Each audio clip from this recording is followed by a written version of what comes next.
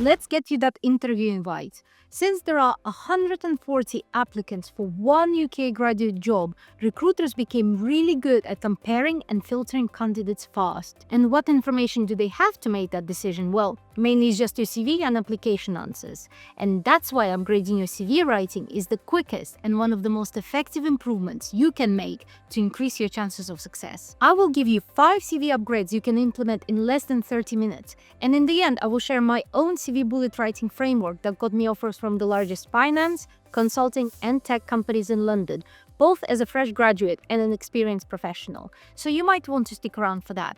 Let's get cracking. Quick upgrade number 1. If your CV says vague things like hardworking, motivated, and team player, remove them right now. Everyone claims they're a passionate self-starter. You need to provide receipts. So instead of explicitly saying that you're a good communicator, describe the situation that actually proves this. For example, how you tutored GCSE maths to some initially unmotivated kid, managed to find a way to connect with them and get them to buy into the studying. Or how you were a treasurer of your university society and managed to bring on board 2 new corporate sponsors through proactively reaching out and building a relationship with them. These examples imply that you're a good communicator without you explicitly having to say it. And another example, don't say you're organized. Say you balanced a part-time job, a society leadership position, and studying for exams. Recruiters then see that you managed to get a promotion, ran 3 successful events with corporate sponsors, and still got the 2-1. You get the point. The rule is simple: show, don't tell. Quick upgrade number 2. If your bullets just list your role's responsibilities, you're doing it wrong. There are thousands of people who did that same role, and they all had fairly similar sets of responsibilities. The only thing that really matters is what you did in the role. So none of that responsible for waffle. Responsible doesn't mean you did a good job. 2 people can have the same society secretary title. One chased speakers, negotiated sponsorship, fixed a last-minute cancellation, and still delivered. The other turned up, took minutes, and left. Same title, totally different candidates. So instead of listing responsibilities, talk about what you've actually learned. And yes, how you tell that story matters almost as much as the story itself. If you worked as a waiter one summer, you could describe how you developed conflict resolution skills by finding a way to please a picky regular. And that in turn drove the customer satisfaction and sales up, as the regular finally started recommending your cafe to their friends thanks to your excellent customer service. That same example could have easily just been dealt with difficult customer situations daily.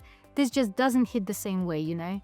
And the good news is almost any role or experience you had taught you many important skills actually useful to an employer. Sticking with our barista example, say you were tired of repeating yourself over and over when training your employees, so you developed an onboarding checklist, therefore cutting time required to train a newbie from 5 days to 4. That screams initiative and problem solving. Or maybe you've done so many peak hour shifts that you're now cool under pressure and can unexpectedly solve problems quickly without getting emotional, which scored you Employee of the Month a couple of times. That's leadership by example, and that's resilience. So, your CV needs to give less of a job description vibe and more of a look at how much I learned. The next tip addresses the most common mistake I see in undergraduate CVs. And if you learned something new, give this video a like so other people who need help with their CVs actually see it. And as always, you can ask me any specific career questions in the comments. I read and reply to them all. Let's move on to our quick upgrade number 3, which is specify the outcomes. To really level up your bullets, you want to give a tangible outcome of your actions. Why? Because it helps the reader understand the scale of your impact in that role, and thus helps them compare your skill strengths to other candidates. How else would they have a clue which of the 2 candidates is a better team player, for example? So take an events secretary of a student society. Organized quarterly events, identified cost savings, and negotiated a better rate with a venue supplier. That tells me actually very little. You could have saved £10 or £1,000. We will never know. So we can't say if that achievement was actually impressive. But if you were to say, developed a new events promotion strategy based on insights from previous year's attendance data and member survey, increasing signups by 25% and turnout by 30%, that's a sizable improvement. Not only that, this bullet outlines how you took initiative, analyzed data, and used the insights to come up with an effective solution. How do I know it is effective? Well, 30% attendance jump is significant. If it was 5 or 10%, it may sound less impressive or impactful. You may think, people make numbers up knowing recruiters can't verify any of this. Yeah, true, recruiters can't verify most of it, and frankly, they don't have time to audit your CV claims. Similarly, some people make up not just the numbers on their CV. Not only is this completely unethical, it's usually incredibly obvious as well. Some things just jump up at you when you read the CV, and some become apparent when you ask about the CV in an interview. So good luck remembering what random number or story you put in your application. And once you're caught, you're pretty much cooked. While I was scripting this video, my husband, Dr. Strange, told me about his experience of reviewing CVs for an internship position on his team. I asked him to repeat this for you guys. Flashback.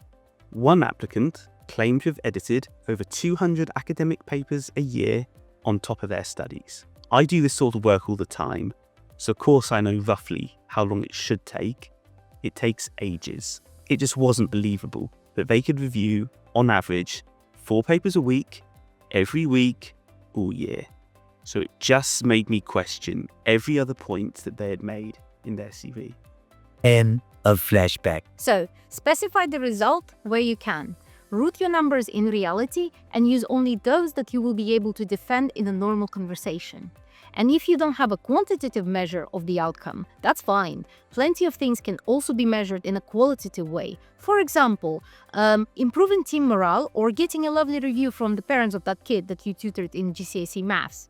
Let's move on to a controversial take, but stick with me, it's worth it, I promise. Quick upgrade number 4. Do not have just one CV. Different jobs look for different skill sets, obviously.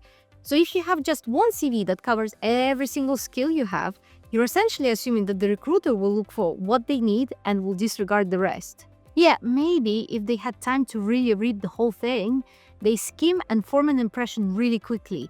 If their eye lands on 1 or 2 irrelevant bullets first, they might think you're just not the right fit and move on to the next candidate. Instead, tailor your CV for the job you're applying for. Literally, take the job description and highlight all attributes they describe for an ideal candidate. Here are 2 examples of graduate jobs to show you the difference. Data science graduate at Sky. Your CV would need to showcase your ability to work with data, your interest for coding, algorithms, and analysis, also your organization and problem-solving skills. And from this context, it's quite clear that these are less of a dealing with a difficult person problem solving and more of a this code keeps breaking, so how do we fix this type of problem? Also, you would want to show teamwork and collaboration, maybe some commercial awareness of the tech and innovation space. Compare it to the cybersecurity graduate position at EY. This one is a lot more client-facing, so stronger emphasis on communication and people skills, as well as adaptability, resilience, and quickly learning new things, not necessarily tech. And of course, there is a significant overlap in skills, but if you emphasize the right elements for the job, you have a better chance of standing out. And before you shout at me that it's not possible to tailor your CV for every single job, I'm not asking you to.